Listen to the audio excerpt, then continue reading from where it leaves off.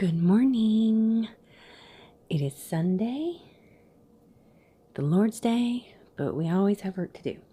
But I have all of this stuff that I need to finish cleaning up and get boxed away and put somewhere.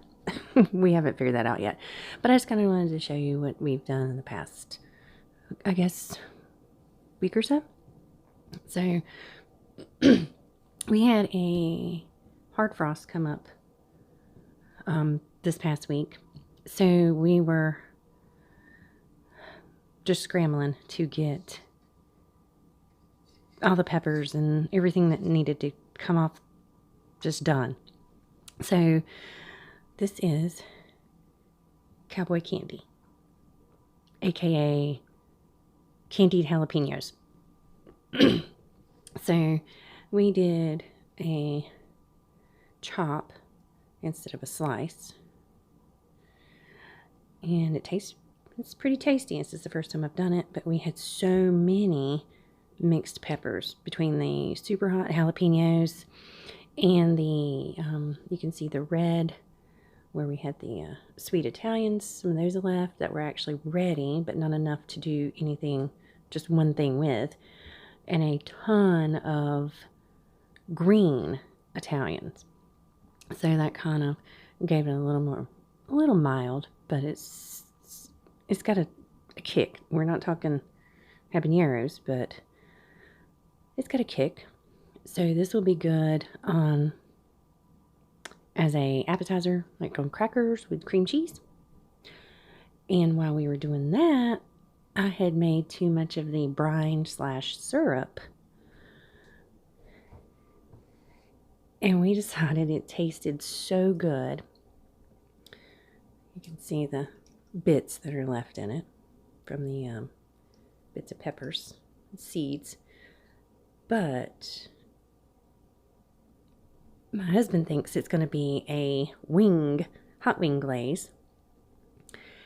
I think it almost tastes like General Tso's chicken. So fry up some chicken really crispy, and then, toss it in there, or a marinade for pork, I think. But we had 5 filled jars. One we just left because it wasn't completely filled, and we wanted to try it out this week, so it's in the fridge. So something different. You just never know what you're going to get. I went ahead and processed these. By the way, that's all at water bathing. Since they're half pints, 10 minutes. You can find a Cowboy Candy recipe online. But what I did was 1 cup of vinegar and 2 cups of sugar. I had just a little bit of garlic powder, and I think that was it. Just to try it out, give us a little something to work with. I think we're going to like it. So that's the Cowboy Candy for us.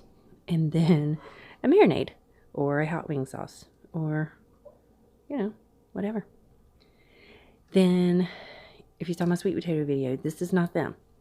This is, let's see, 1, 2, 3, 4, 5 quart jars.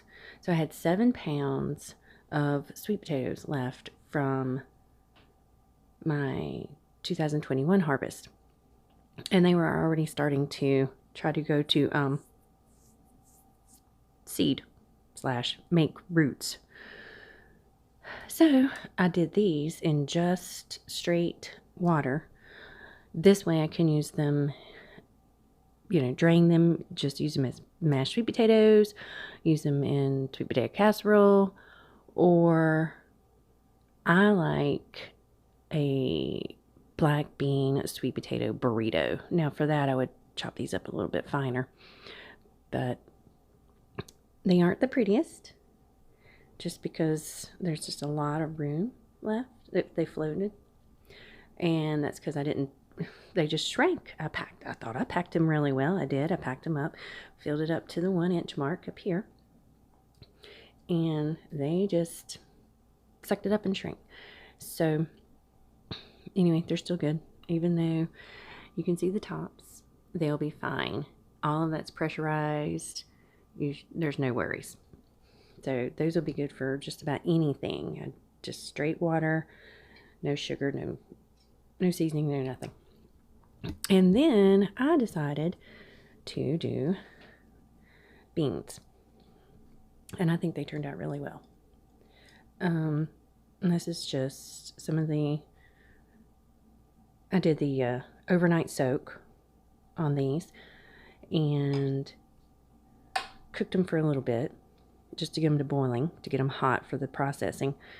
And then added some of the bean juice and then more water just to top them off. And these turned out really well. I decided to try my beans because, holy cow, the last time I walked into the grocery store, a can of pinto beans has gone to $1.25 for a convenience can of pinto beans. Right now, dry beans are still well, now they're roughly $1 a pound, which is, I'll know that's pretty high, but anyway. So out of 6 cups of dry beans after soaking and processing. Now, I will say this.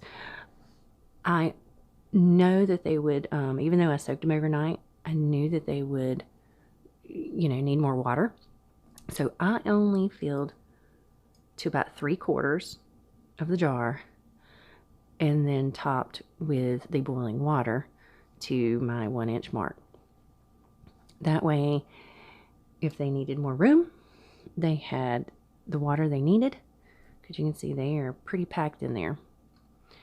So I have more beans in my 15-ounce jars than a can that you buy in the store. And then I had quite a bit left over. Now I still had a pot of pinto beans for the week, but we have what? We have 1, 2, 3, 5, 7. Looks like 7 pints and a quart jar for a family. Rough estimate, this in the store would cost what, $12 to $13 canned. I used 6 cups of dry beans, so not even $2. Quite a bit of savings right there. So it wasn't hard. These either way, they are 90 minutes, I believe.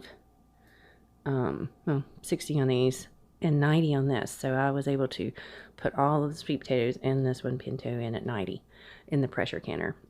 For me, it's 11 pounds, but that's on you where you live. You have to know your altitude and do it safely. But I just kind of want to show you what we've been doing. Just because the gardens are done does not mean that the work is complete. So there are just many things to do. Like today, I'll show you, because I need to get this stuff off my counter, because I'd like to cook sometimes. But I have these left. So as far as my bell peppers, they turned out really well. We had to, like I said, pick everything. So I have a basket of peppers, all kinds of sizes in here. But we need to figure out what we're going to do with these. Probably some of the bigger ones I'll probably cut in half and freeze them whole so we can have stuffed peppers. Or, I don't know. I've got a lot of chopped in the freezer already, but maybe I'll just go ahead and chop them up. It's really convenient to have.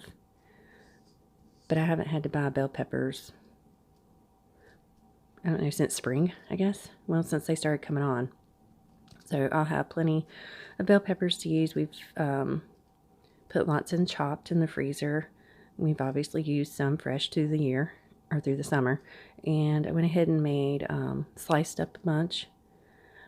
That way they're good for, just bring them out, stir them up for stir fries, or make fajitas out of the strips. So lots of things you can do. Just go ahead and, when you're preserving your peppers at the end of the season or whenever, go ahead and figure out what you plan to do with them. That way it's, you have what you want. I did, like I said, I did the slices, just the, strips for fajitas or anything Mexican or anything like that. And then the chop, we use a lot of chopped chilies, just what, spaghetti sauce, whatever.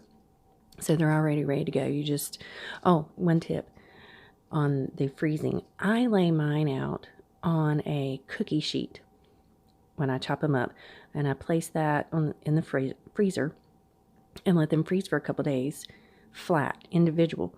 So that way, and then you bring them out, grab your zippy bag, your freezer bag, and pour everything in there. That way, if you've got a gallon of chopped peppers, they're not going to stick together. You can just reach in there, scoop out your half cup or your cup of peppers, and they're not just one big giant frozen block. And then, you can just kind of pull from it as you need it. So anyway, that was what I've done over the past week or so. Just kind of wanted to give you a head update. I do have some things I need to do in the garden today, this afternoon, after everything's done. So you may see that at some point. But this is, and eventually you're going to see the whole harvest at one point, I guess, with all the jars. But yeah, we've been busy canning up, freezing up, just doing everything. So just because the garden season is kind of over for the year, for the most part, we still have fall veggies, but there's still work to be done. So anyway, hope everyone has a blessed day. See you next time.